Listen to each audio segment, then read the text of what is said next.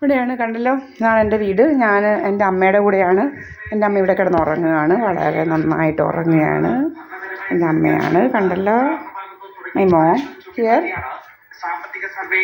ഇന്ന് 12:28 ഇന്ന് 31st ആണ്, January 31st. Today is the last day of January and 2026.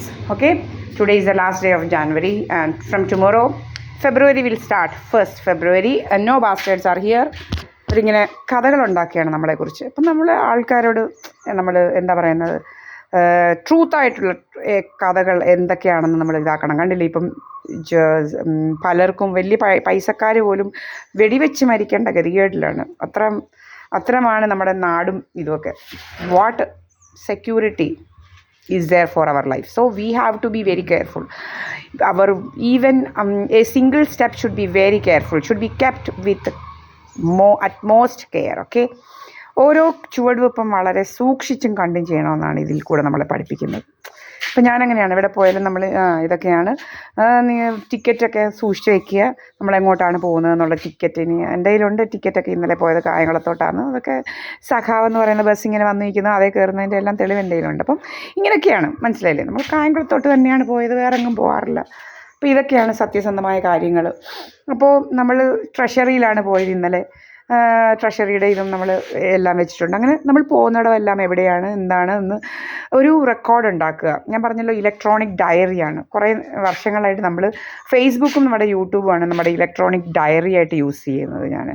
അപ്പം ആർക്കും ഒന്നും ചെയ്യാൻ പറ്റത്തില്ല നമ്മുടെ ഫേസ്ബുക്കിനെ ഒന്നും. നമ്മൾ എന്താണ്, അപ്പോൾ ഈ ആൾക്കാരൊക്കെ എന്തുമാത്രം ന്യൂഡായിട്ടുള്ള ഫോട്ടോസൊക്കെയാണ്, നമ്മൾ അങ്ങനെ ഒന്നും ചെയ്യുന്നില്ല. വളരെ കാര്യമായിട്ടുള്ള കാര്യങ്ങളേ ഉള്ളൂ. അതൊക്കെ ഈ സോഷ്യൽ മീഡിയയിൽ അങ്ങ് പ്രചരിക്കുകയാണ്, ന്യൂഡായിട്ടുള്ള ഫോട്ടോസും. എന്തോ ഒരു മാന്യതയില്ലാത്ത രീതിയിൽ. നമ്മൾ അങ്ങനെയൊന്നുമില്ല, നമ്മൾ വളരെ പെർഫെക്റ്റ് ആയിട്ടുള്ള കാര്യങ്ങളാണ്. അപ്പം നമ്മുടെ ഇതിനൊന്നും ഒരു കുഴപ്പവും വരാൻ യാതൊരു വഴിയില്ല, മനസ്സിലായല്ലോ. അപ്പോൾ നമ്മളെന്നും പോസ്റ്റ് ചെയ്യുന്നുണ്ട്. ഞാൻ എൻ്റെ അമ്മയുടെ കൂടെയാണ്. ഇപ്പോൾ സമയം എന്ന് പറയുന്നത് 12:29, 30 ഓക്കെ. പേസൻ ഡി പിയുടെ ഇവിടെ കണ്ടല്ലോ,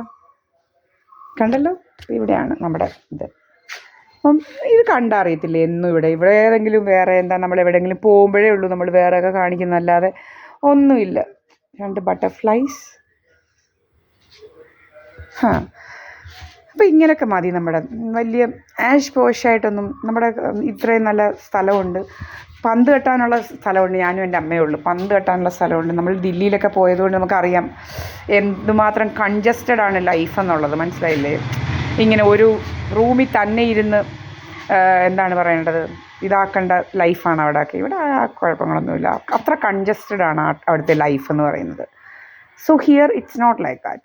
here it's very what you know like we have ample space, ample amount of everything actually. If you water, everything, you don't know how difficulty people are facing who are living there in Delhi and North India actually. If we go and see the real this thing, then we will get the real picture how they are going through all these. Okay, I have gone through and have seen the difficult life there actually. So I know this is. ഇവിടെ ഒരു AQI ഇല്ല, എന്തോ AQI ഇങ്ങനെ വിശാലമായിട്ട് കിടക്കുന്ന, ഇവിടെ AQI ഇവിടെ ഇങ്ങനെ വിശാലമായിട്ട് കിടക്കുകയാണ്. ഇനി ഇവിടെ ഒന്നും ആരും വേറെ കൂടുതലൊന്നും പേരൊന്നും ഇവിടെ ഒന്നും വരാനില്ല, മനസ്സിലായില്ലേ. ഇവിടെ നമ്മൾ ഇപ്പം എന്താ പറയുന്നത്, ഇവിടെ ഒത്തിരി പേരൊന്നും വരാനില്ല. വന്ന് ഇങ്ങോട്ട് എന്തൊക്കെയോ ഇതിന് വേണ്ടിയൊന്നും വരാനും പിടിക്കാനും ഒന്നുമില്ല. ഇവിടെ എല്ലാം ഇങ്ങനെ ഫ്രീ ആയിട്ട് തന്നെ കിടക്കും. കാരണം അത് പ്ലാമൂട്ടിലെ വീടാണ്. അവിടെ ഇത്ര അവർക്ക് വീടൊക്കെ ഉണ്ട്. ഇനി ആരും ആഡ് ചെയ്യുന്നില്ല, പോപ്പുലേഷൻ ഇങ്ങനെ അങ്ങനെ. അപ്പം ഇവിടെയൊക്കെ ഇങ്ങനെ ഫ്രീ ആയിട്ട് തന്നെ കിടക്കും, മനസ്സിലായില്ലേ. അപ്പം ഇങ്ങനെയൊക്കെയാണ് കാര്യങ്ങൾ. ഇപ്പം നമ്മുടെ ഡിക്ലൈനിങ് ആണ് ശരിക്കും പറഞ്ഞു കഴിഞ്ഞാൽ. നമ്മുടെയൊക്കെ ചില ഹിന്ദു ഫാമിലീസിൽ നോക്കിയാൽ പോപ്പുലേഷൻ ഡിക്ലൈൻ ചെയ്തുകൊണ്ടിരിക്കുകയാണ്, മനസ്സിലായില്ലേ. 1 ഉള്ളൂ. അപ്പം പിന്നെ വേറൊരാളുമായിട്ട് കൂടിച്ചേരുമ്പോൾ അത് പിന്നെ റെഡ്യൂസ് ചെയ്ത് 1 ആകുക, മനസ്സിലായില്ലേ. അപ്പം ഒരു ഡിക്ലൈൻ ചെയ്തു പോകുന്ന രീതിയിലേക്ക് മാറിയിരിക്കുകയാണ് പോപ്പുലേഷൻ. പണ്ടത്തെ പോലെ എക്സ്പ്ലോഷനൊന്നുമില്ല. അപ്പോൾ ഇവിടെ ഒന്നും വന്ന് നിറഞ്ഞിട്ട് ഇങ്ങനെ ഡൽഹി പോലെയും അതുപോലെയൊന്നും ആവാൻ യാതൊരു ചാൻസും ഇല്ല. അപ്പോൾ ഇവിടെ അതുകൊണ്ട് AQIയും അതുപോലെ നമ്മുടെ ഗവൺമെൻറ് ഇപ്പോൾ എല്ലാം ഇലക്ട്രിക് ആക്കാൻ തീരുമാനിച്ചിരിക്കുകയാണ്. ഇലക്ട്രിക് എല്ലാ വെഹിക്കിൾസൊക്കെ ഇലക്ട്രിക് ഇലക്ട്രിക് ആക്കുകയാണ്, അല്ലാതെ പെട്രോളും അതൊന്നുമില്ല. അപ്പോൾ ഈ എന്താണ് ഈ പുകയൊക്കെ കുറയുക. നമ്മളിപ്പം ആരാണിപ്പം പണ്ടത്തെ അപേക്ഷിച്ച് ഗ്യാസ് സ്റ്റൗ അല്ലാതെ വേറെ വല്ല യൂസ് ചെയ്യുന്നുണ്ടോ? നമ്മളിവിടെ ഇവിടെ നമ്മുടെ വീട്ടിൽ അതൊന്നും യൂസ് ചെയ്യുന്നേ ഇല്ല, അടുപ്പൊന്നും. നമ്മുടെ വീട്ടിൽ ജസ്റ്റ് ഗ്യാസ് സ്റ്റൗ മാത്രമേ ഉള്ളൂ, വേറൊന്നും നമ്മൾ യൂസ് ചെയ്യുന്നില്ല. അപ്പം അങ്ങനെയെല്ലാം നോക്കുമ്പം നമ്മളുടെ അറ്റ്മോസ്ഫിയർ പ്യുവർ ആവുകയാണ് വേണ്ടത്. പിന്നെ എങ്ങനെയാണ് ഇത് പൊല്യൂട്ടഡ് ആവുന്നത്? അപ്പോൾ ഇതിൻ്റെ പിന്നിൽ കുറേ ആൾക്കാരുണ്ട്, മനസ്സിലായില്ലേ? ഈ അമോണിയം നൈട്രേറ്റ് കൊണ്ടൊക്കെ നടക്കുന്ന ആൾക്കാരെ കണ്ടിട്ടില്ലേ? ഇതുപോലെ കുറേ പോയിസണസ് ഗ്യാസും അതും ഇതുമൊക്കെ ഈ കൃത്രിമമായിട്ട് അടിക്കുക, ഇവരൊക്കെയാണ് ഇതൊക്കെ ചെയ്യുന്നത്. അല്ലാതെ ഈ നാച്ചുറലി ഒരു പൊല്യൂഷനും നടക്കുന്നില്ല. എല്ലാം ഈ ഹ്യൂമൻ ബീയിങ്സ് നടത്തുന്ന പൊല്യൂഷൻ അല്ലാതെ വേറൊന്നുമില്ല. അത് ഇവർക്ക് വേണം എന്ന് വെച്ച് നടത്തുന്നതാണ്. അല്ലാതെ എന്താണ് നമ്മളുടെ ആൾക്കാർ ഇങ്ങനെ അടുപ്പ് കത്തിക്കുന്നതുകൊണ്ടോ അല്ലെങ്കിൽ മോട്ടോർ വെഹിക്കിൾ യൂസ് ചെയ്യുന്നതുകൊണ്ടോ ഒന്നുമുള്ള പൊല്യൂഷൻ അല്ല. വേറെ ഇവർ കൃത്രിമമായിട്ട് ഉണ്ടാക്കുകയാണ്. എന്ന് വെച്ച് കഴിഞ്ഞാൽ നമുക്ക് അസുഖങ്ങൾ അതും ഇതൊക്കെ വരുത്താൻ വേണ്ടിയിട്ട് കൃത്രിമമായിട്ട് ഉണ്ടാക്കുന്ന പൊല്യൂഷൻസാണ് ഇതെല്ലാം. ബ്രീത്തിങ് ഡിഫിക്കൽട്ടി ഉണ്ടാക്കാൻ അത് ഇത് എന്നൊക്കെ പറഞ്ഞുകൊണ്ട് ഉണ്ടാക്കാനായിട്ടാണ്, അല്ലാതെ ഒന്നുമില്ല. പിന്നെ നിങ്ങൾക്കെല്ലാം അറിയാം റിവറൊക്കെ പൊല്യൂട്ടഡ് ആവുന്നത് എന്തുകൊണ്ടാണെന്നൊക്കെ എല്ലാ ദിവസവും കാണിക്കുന്നുണ്ട്. അപ്പോൾ ഇവരെ ഇങ്ങനെയൊക്കെ ചെയ്യുന്നവരെ പിടിച്ച് അകത്തിടണം. എന്നും ഇത് കത്തിക്കുന്നവരെ, പ്ലാസ്റ്റിക് കത്തിക്കുന്നവരെ, പിന്നെ ഇങ്ങനെ അനാവശ്യമായിട്ട് മറ്റുള്ളവരുടെ വീടിൻ്റെ മുന്നിൽ വന്ന് നിൽക്കുന്നവരെ, ഇതൊന്നും വേറെ ഫോറിൻ കൺട്രീസിലൊക്കെ വലിയ ഇങ്ങനെയുള്ള വയലേഷൻസ് ഒക്കെ പിടിച്ച് അകത്തിടും. നമ്മുടെ വീടിൻ്റെ മുന്നിലെ വന്ന് ഗേറ്റിൻ്റെ മുന്നിലും പിടിച്ചുകൊണ്ടൊന്നും നിൽക്കേണ്ട കാര്യമൊന്നും കണ്ടവനൊന്നുമില്ല. നമ്മൾ വഴിയെ പോകുന്നുണ്ടല്ലോ, ഇഷ്ടം പോലെ വഴിയെ പോകുന്നുണ്ട്. എത്രയോ പേരുടെ വീടുണ്ട്, അവരുടെ എല്ലാം വീടിൻ്റെ ഗേറ്റെ പിടിച്ച് പോകാനും അവരുടെ വീട്ടിലോട്ട് കയറി ചെല്ലാനും ഒന്നും നമ്മൾ പോകുന്നില്ലല്ലോ. പിന്നെ ഇവനൊക്കെ എന്തു ഇത്ര രോഗം? അപ്പോൾ ഇങ്ങനെ നമ്മുടെ വീട്ടിലോട്ട് ഇങ്ങനെ കുറേ പേര് വരിക, ഇങ്ങനെ പിടിച്ചുകൊണ്ടിരിക്കുക. മെത്ത വേണോ ചത്ത വേണോ? നമുക്ക് മെത്ത വേണമെങ്കിൽ പോയി വാങ്ങിക്കാൻ അറിയാം. എൻ്റെയൊക്കെ ഇതൊന്നും വേണ്ട, മെത്ത വേണോ എൻ്റെ ഒന്നും ഒരു ആവശ്യമില്ല, മനസ്സിലായില്ലേ? നമുക്കറിയാം മെത്ത വേണമെങ്കിൽ പോയി കടയുണ്ട് പോയി വാങ്ങിക്കാൻ. എൻ്റെ പറഞ്ഞ മെത്ത ഇല്ല ഞെട്ടാ. രാവിലെ ഓരോ അവന്മാരെ പറഞ്ഞു വിടുക മെത്ത വേണോ, ഇങ്ങനെ കട്ട് ചെയ്ത് വെക്കും. ഇങ്ങനെ ആരാണ്ട് ഇങ്ങോട്ട് കയറി, അവനവനും ഇങ്ങോട്ട് കയറത്തില്ല. ലോക്ക്ഡാണ്. പിന്നെ ഒരു സുബ്രഹ്മണ്യൻ ഉണ്ട്, അവനങ്ങ് ഇരിക്കപ്പുറത്തില്ല. 3-4 പ്രാവശ്യം അവനങ്ങ് പോകുന്നത്. നമ്മുടെ ക്യാമറ എടുത്ത് നോക്കിയാൽ അറിയാം അവൻ എത്ര പ്രാവശ്യം ഇന്ന് തന്നെ പോയിട്ടുണ്ടെന്ന്. അവനെന്തോ ഇരിക്കപ്പുറത്ത് ഇല്ലയോ, ഇങ്ങനെ അങ്ങ് പോവുക. അവനങ്ങ് എന്തുവാ ചന്തിക്ക് പരുവ് വന്ന പോലെ അവനങ്ങ് പോവുക, ഇരിക്കപ്പുറത്ത് ഇല്ലാത്ത പോലെ. കണ്ടില്ലേ, നമ്മുടെ ലോക്ക്ഡാണ്. ഇവിടോട്ടങ്ങ് ഒരവനും വരത്തില്ല, കണ്ടില്ല, ലോക്കാണ്. ഇവിടോട്ടങ്ങ് ഒരവനും വരത്തില്ല. കഥകളുണ്ടാക്കുകയാണ്. ഇതിപ്പോൾ അതുപോലെ 2019-ലും 20-ലും ഇങ്ങനെ കുറച്ച് കഥകളുണ്ടാക്കി. സുബ്രഹ്മണ്യൻ്റെ മോനിങ്ങനെ ഇവൻ ഇതുവഴി ഇങ്ങനെ പോവുക, ഇവൻ്റെ ഈ പാത്ത് വേയിൽ കൂടെ പോവുക. ഇതാണ് ഇവൻ്റെ പാത്ത് വേ, ഇത് എൻ്റെ വീട്, ഇവൻ്റെ പാത്ത് വേ. ഇവൻ്റെ ഇതിലൂടെ ഇങ്ങനെ പോവും പാതിരാത്രിക്ക്. ഇതിലേ പോയിട്ടില്ല, അവിടെ ചെന്ന് ഇങ്ങനെ ആ നമ്മുടെ ഗേറ്റിൻ്റെ ഫ്രണ്ടിൽ വരെ വന്നേച്ച് പിന്നെ ഇവൻ തിരിച്ചിങ്ങനെ പോവും. എന്നിട്ട് അപ്പോൾ എഡിറ്റ് ചെയ്യാം. അവൻ അങ്ങോട്ട് പോകുന്നത് മാത്രം വെച്ചിട്ട് ബാക്കി കട്ട് ചെയ്ത് കളയും. വേലകളാണ്. എന്നിട്ട് ഇങ്ങോട്ട് പോകാമെന്നൊക്കെ കഥയുണ്ടാക്കും. ഓൺലൈൻ എന്ത് ഓൺലൈൻ ഇരിക്കുന്നതെന്നൊക്കെ പറഞ്ഞുകൊണ്ട് ഇവനങ്ങ് കഥകളായിരുന്നു. അവസാനം പേരക്കമ്പിന് നല്ല റെഡിക്ക് കൊടുത്ത്, പേരക്കമ്പിന് പുറത്ത് നല്ല പേരക്കമ്പ് വെച്ച് നല്ല ശരിക്ക് ഇങ്ങനെ അന്നേ കൊടുക്കേണ്ടതായിരുന്നല്ല, ശരിക്കങ്ങ് കൊടുക്കണമെന്ന്. അറഞ്ചം ഒന്നിലങ്ങ് നിർത്തിയതാണ്. അറഞ്ചം കൊടുക്കാഞ്ഞിട്ടല്ല, ചവിട്ടി താഴെ ഇട്ടേച്ചങ്ങ് കൊടുക്കണമായിരുന്നു. അതായിരുന്നു വേണ്ടത്. അത്ര രോഗമായിരുന്നു അവന്. നമ്മളെക്കുറിച്ച് കഥയുണ്ടാക്കും. പിന്നെ ഇതുവഴി പോയാൽ പെണ്ണുങ്ങൾക്ക് ഗർഭം ഉണ്ടാകുന്നവൻ. അവൻ്റെ അമ്മയുടെ കഥകളാണ്. അവൻ ഇതുവഴി ഇങ്ങനെ വഴിയെ നടന്നു പോകുന്നുണ്ടെങ്കിൽ അവൻ നമ്മുടെ വീട്ടിലിരിക്കുന്നവർക്ക് ഗർഭം ഉണ്ടാകുമെന്ന്. അതെന്തൊരു ടെക്നോളജിയാണ്, പുതിയ ടെക്നോളജിയാണ് അതെന്തൊരു ടെക്നോളജിയാണെന്ന് മനസ്സിലാവുന്നില്ല. അവൻ വഴിയെ പോകുന്നുണ്ടെങ്കിൽ നമ്മുടെ വീടിനകത്തിരിക്കുന്ന പെണ്ണുങ്ങൾക്കൊക്കെ ഗർഭം ഉണ്ടാകുമെന്ന്. പൊന്നച്ച അവനെ ഇപ്പോൾ വഴിയെ പോലും വിടാൻ പറ്റാത്ത അവനാണ്. അവൻ്റെ കണിയാനെങ്ങാണ്ട് എൻ്റെ കഥകളാണ്. എൻ്റെ കർണം അടിച്ച് പറിക്കണം. എൻ്റെ കഥ അന്നേരം നിൽക്കും. എൻ്റെയൊക്കെ എൻ്റെ അമ്മച്ചിയുടെ കഥകളാണ്, ഗർഭക്കഥ. അവൾ കുറേ ഗർഭക്കഥ പണ്ട് നടത്തിയതാണ്. നിങ്ങൾക്ക് വന്ന് അന്വേഷിക്കാം. ഈ പെണ്ണുമ്പിള്ള, ഈ സുബ്രഹ്മണ്യൻ്റെ പെണ്ണുമ്പിള്ള എന്ന് പറയുന്നവൾ ഒത്തിരി ഇതുപോലെ ഗർഭക്കഥ അഴിഞ്ഞാടിയതാണ്. ഗർഭക്കഥയുമായിട്ട് എന്തുവാ, ഇവിടെ രാമൻ എന്ന് പറയുന്നൊരു ഒരുത്തനുണ്ടായിരുന്നു, നമ്മുടെ തേങ്ങയൊക്കെ ഇടുന്നവൻ. തണ്ടാൻ സമുദായത്തിൽ ജനിച്ചത് അങ്ങേര് പറയും ഇവൾ ഒരു ലോറിയെ കൊള്ളാനുള്ള മക്കളുണ്ടായിരുന്നു ഇവൾക്ക്. ഇവൾ ആദ്യം ഒന്ന് പറയുന്ന വലിയ ആൾ ആദ്യം ഒന്ന് കെട്ടിയതാണ്, സിംഗപ്പൂരുകാരനായ, ഓടിപ്പോയി. ഒരു ആഴ്ച പോലും നിന്നില്ലെന്നാണ് പറയുന്നത്. അത്രയ്ക്ക് കേമമായതുകൊണ്ട് ഓടിപ്പോയി. അതെന്താടാ നിൻ്റെ ഭാര്യ അങ്ങനെ ഓടിപ്പോയത്? നീ ഇവിടെ വന്ന് ആർക്കും വന്ന് തിരക്കാം, നിങ്ങൾ വാ, ഞാൻ ചലഞ്ച് ചെയ്യുവാണ്. ഈ പറയുന്നതൊക്കെ കള്ളമാണോ സത്യമാണോ നിങ്ങൾ ഇവിടെ വന്ന് തിരക്കിയാൽ മതി.